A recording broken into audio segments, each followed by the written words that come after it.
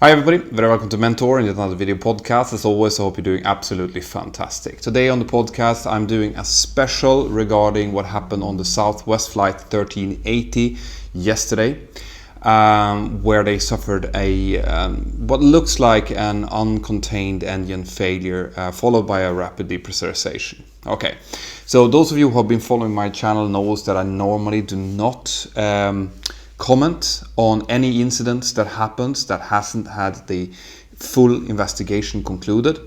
And the only reason I'm doing a little bit of a sidestep from that today is because I got a lot of questions from concerned viewers yesterday. A lot of people who have the Mentour Aviation app sent message to me and through Instagram, Twitter and Facebook.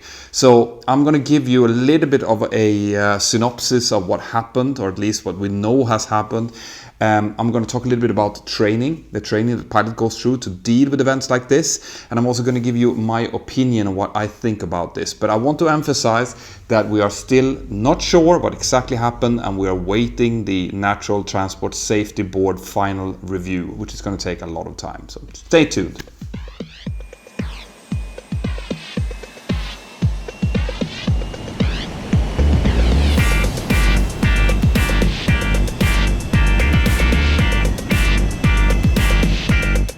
Right guys, so what happened yesterday on the 17th of April 2018, if you're watching this later on, was that the Southwest Airlines flight 1380 from New York, from LaGuardia Airport to Dallas, was climbing up through flight level 320, which is 32,000 feet, when they suffered a severe damage to the number one engine. That's the engine on the left-hand side. Okay. The debris from the engine failure pierced one of the windows in the fuselage and caused a rapid depressurization. The aircrew managed to deal with all of this, and they decided to divert to Philadelphia, where they landed.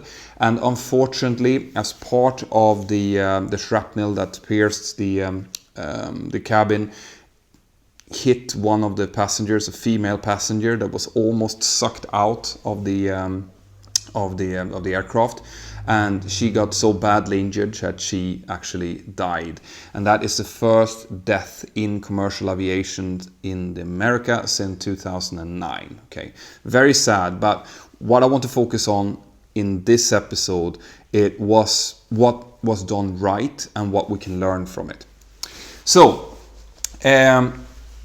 the difference between a contained engine failure and an uncontained engine failure is that all jet engines are designed to make sure that engine failures are contained inside of the engine. Okay, this means that they're designed with a engine ring, for example, that is supposed to be able to take up any fan blade that gets loose, and basically anything is supposed to be able to happen inside of the jet engine, and it should not be spreading parts towards the sides. It should, if anything, shoot out any debris through the back of the engine, through the engine outlet. Okay, so that's a contained engine failure, and that's what all engine manufacturers are striving to, in case of an engine failure to happen. Now, an uncontained engine failure is when all of these safety nets fail and parts of the engine is actually being flung outside of the engine cowling. And of course, what can happen then is it can cause damage to the wing, the fuselage, or any part of the aircraft really. So from a flight crew training point of view, you have to understand that we on every 6 months when we go into the simulator, we train different scenarios. Okay, and these scenarios do include every single time engine failures. Now, there are different types of engine failures. The engine failure that we practice some of the times is an engine spool down. That's when an engine just flames out for whatever reason. It might be because of lack of fuel, or it might be because of some fuel contaminants or something wrong inside of the engine. Anyway, an engine flame out is just that. It just stops driving and it just rotates down and stops. Okay, that still causes problems when it comes to handling, because especially if you are at takeoff thrust, or like the guys had yesterday during climb thrust, there will be a lot of thrust being taken out of both engines, and if one suddenly fails, the other one's still running, you're going to have what's called asymmetric thrust. That means that the engine that's still running is going to push the aircraft towards the side of the dead engine, and that causes of handling problems. The pilots have to be fairly quick with counteracting that with rudder input. Now, if you're interested in knowing how we deal with engine failures after takeoff, I've done an engine failure collection inside of the Mentour Aviation app. So you can go and get the app and you can check out exactly what we're supposed to do. Okay. The other type of engine failure that we're training is what's called a engine severe damage. And this is what the crew of the Southwest Airlines flight yesterday had.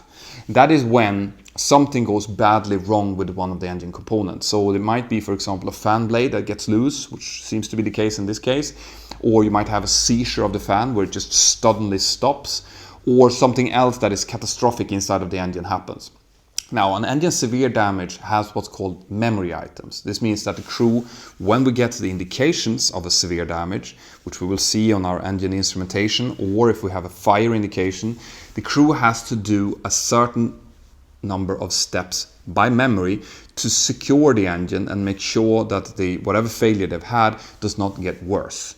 That includes turning off the auto throttle, closing the related thrust lever, making sure that they're using the correct thrust level, by the way, so they're not reducing the wrong one, turning off the engine fuel supply with the engine start lever, and then pulling the engine fire warning switch, which will cut hydraulic fluids and fuel to the engine, among other things. And also, if they have a fire warning, which the crew actually had yesterday, even though there's no sign of a fire, so it's likely that it was a false warning.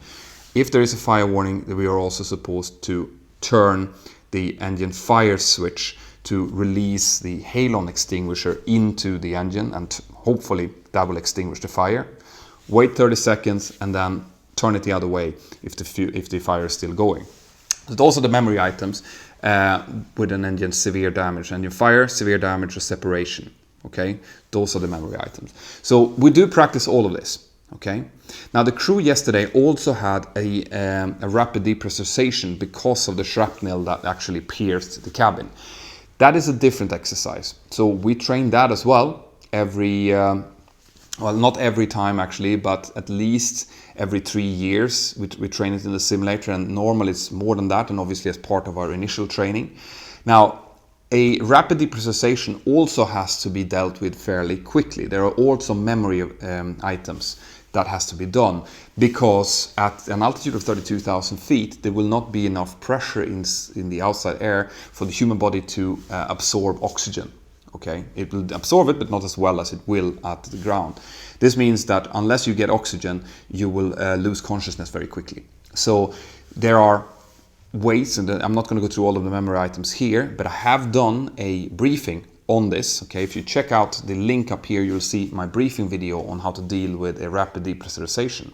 Now, the problem here is that this crew yesterday, they faced both of these failures at the same time, and we do not practice these failures together, right? We very rarely practice multiple failures because we want to make sure that each and everything is done correctly.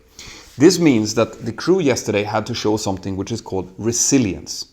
It means that they can, because of their training, because of their experience, combine the knowledge and prioritize what to do in the correct order.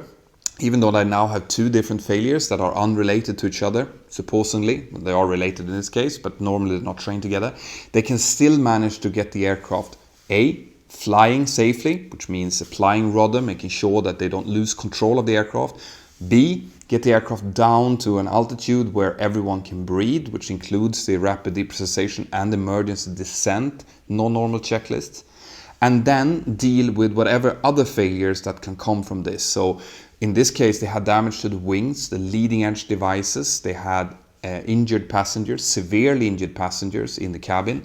So in this case, the flight crew, in this case, Captain Tammy Jo Schultz, was faced with a barrage of different failures and different inputs. Okay, and she and her co-pilot, which I don't know the name of unfortunately, had to kind of sort all of this, deal with it one by one, and get the aircraft safely down on the ground, which is always the ultimate goal when something like this happens.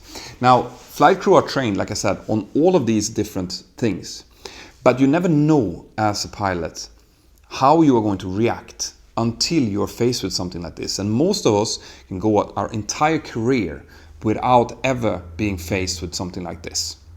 All right. What the crew showed yesterday was what happens when you have a very skilled flight crew and cabin crew, because the communication between cabin crew and the flight crew would have been crucial yesterday. Otherwise, the flight crew would not know about the damage. All right? They would know that they had a failure because they would see that on their engine instrumentation. They would know that they had a problem with pressurization, but they wouldn't know the extent of the damages, nor would they know about the injuries in the back. So the whole crew worked as a team. The flight crew obviously did the things in the right order, because otherwise they wouldn't be here today. And they dealt with it in a way that this incident is actually very similar to what happened to Captain Sully when he and his first officer landed the aircraft in the Hudson River. It might not look as dramatic on the onset of it, but it is just as dramatic, believe me.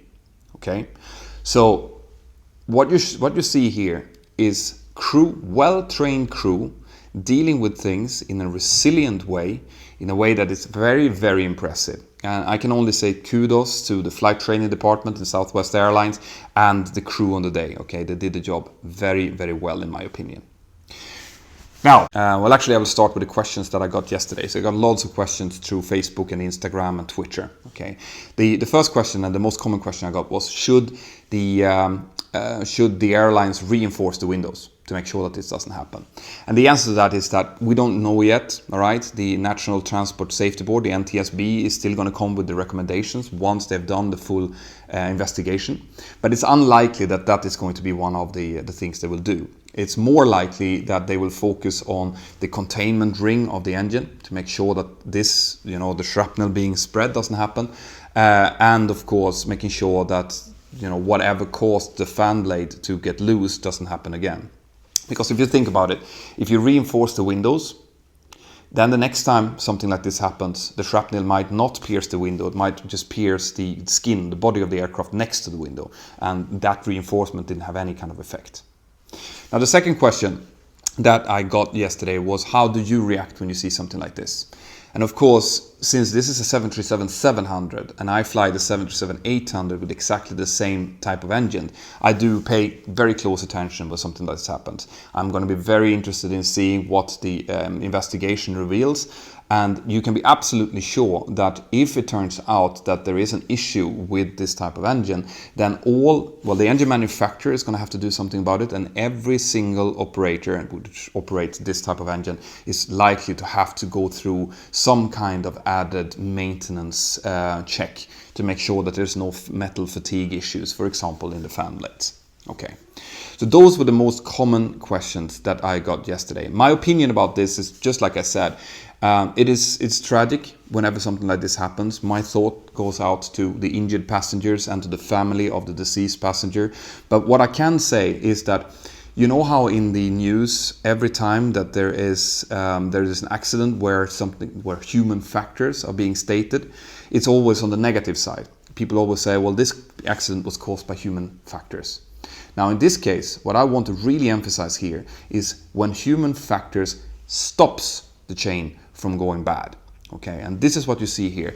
Captain Schultz and her crew effectively used human factors to make sure that this aircraft came safely down on the ground. And this is something that I really want to emphasize, because human factors is much more often a positive thing than it is a negative thing. It's just that every time you see it in conjunction with a failure of some sort or an accident, it's on the negative side. So pay close attention to how they dealt with this problem. And that's the main lesson I want you guys to take away from this. Guys, if you have more questions about this, I don't know much more about this than you do. I'm just following the investigation as it unfolds. But you can send in questions. I will try to answer whatever I can. Like I said, check out the briefing videos I did both about how to deal with an engine failure on takeoff, how to deal with a rapid depressurization and emergency descent, and go into the Mentour Aviation app. You can talk to other users in there about what their opinions are, and also you can see some of the news events that were transmitted yesterday about this, and you can get the instructional video in full 360. You'll be able to see how a trained flight crew deals with an engine failure after takeoff. Have an absolutely fantastic day wherever you are, and take care. Bye-bye.